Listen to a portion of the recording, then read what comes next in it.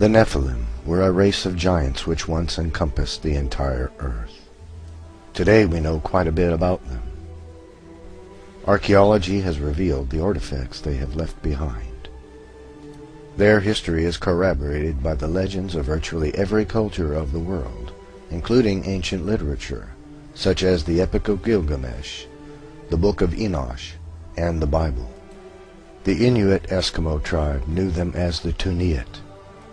That very same tribe of giants was known to the Norse as the Skraeling.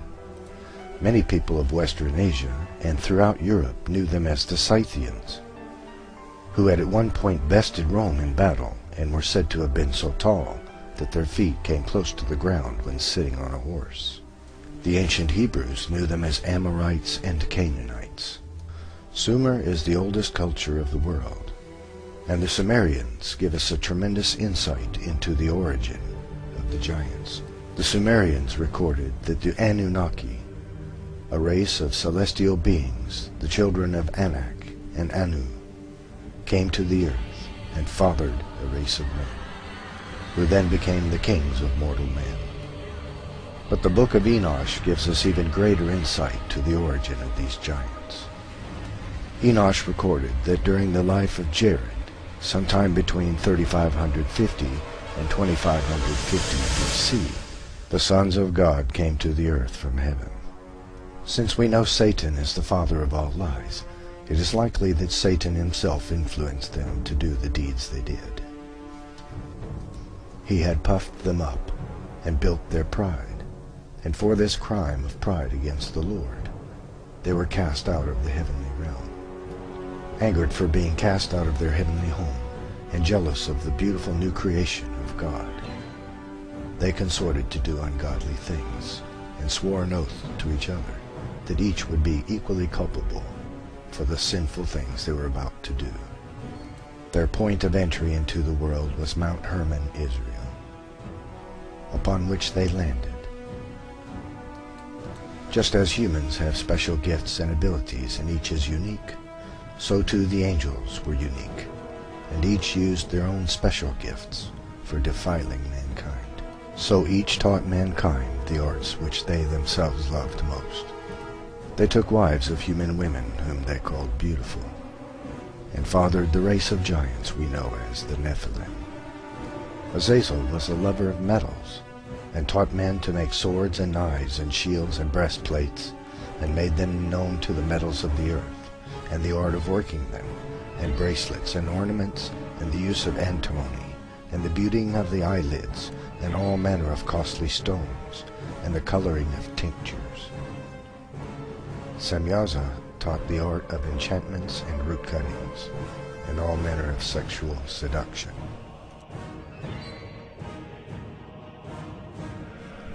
Amoros taught the art of sexual lust. Barakijal taught astrology. Kokabel taught the constellations.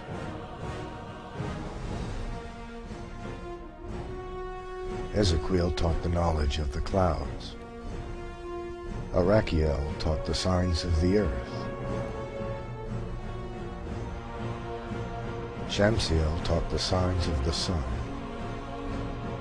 And Sariel taught the course of the moon.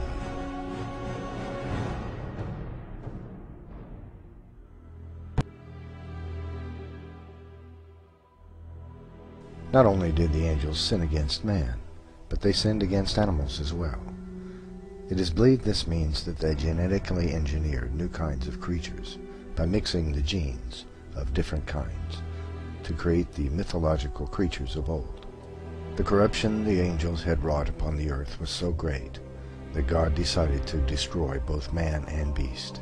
So God commanded Noah, a man who was righteous and whose genes had not been affected by the work of the angels, to build an ark with which he would save the animals and mankind. But this was only half the story. The angels came and did their dirty deeds again, and created a second race of giants that filled the earth. This image depicts a Babylonian king, so large that he holds a lion in his arms like a man might hold a house cat.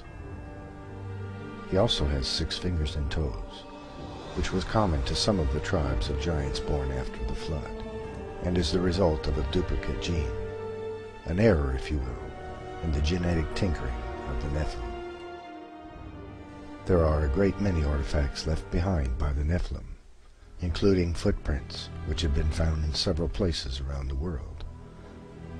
Skeletons of humans exceeding 16 feet in height have been found in Native American burial mounds and other places around the world. King Og of the Bible had a bed which was iron and 16 feet in length. This is a bed for a man that is 12 to 14 feet tall. The Nephilim vary greatly in size. Many Native American legends tell of men which were 25 to 35 feet tall, and capable of throwing a bison over their shoulder and walking off with it. Most of these artifacts have been swept up by the National Geographic Society, and most notably by the Smithsonian Institute, in an effort to hide the legitimacy of the Bible from the world.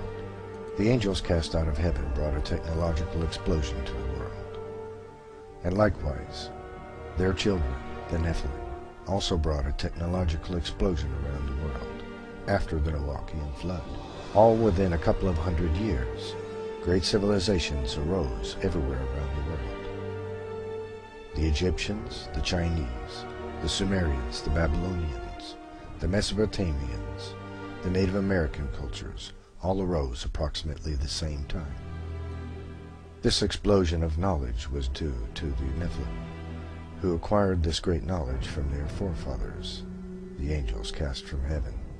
And at that time, the Nephilim created monumental statues and buildings all around the world as well, carving stones weighing up to 3,000 tons with mathematical precision.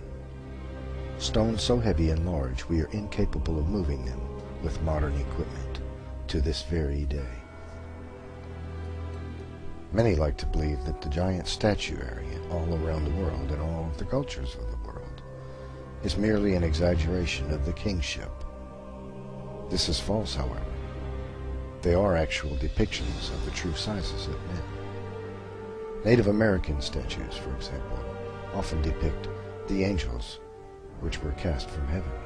The same is true in Babylonia, Sumeria, Egypt, and other cultures. This modern example of a Native American totem pole depicts an angel cast from heaven, fathering a Nephilim child.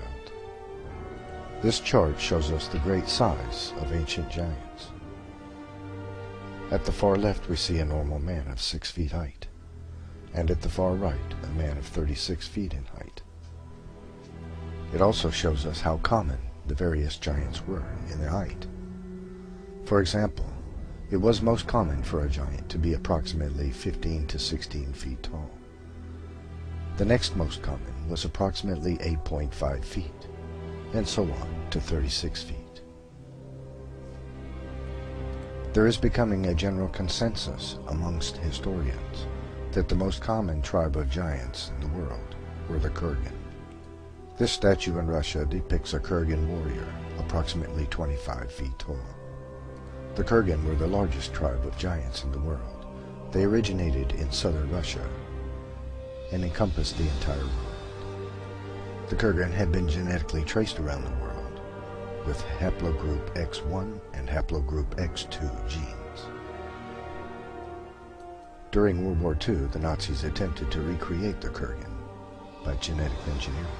There were giants in the earth in those days and after that, as these Danish axe heads clearly demonstrate, for it would take a man at least 15 to 20 feet tall to swing an axe with a head that weighs between 150 and 200 pounds.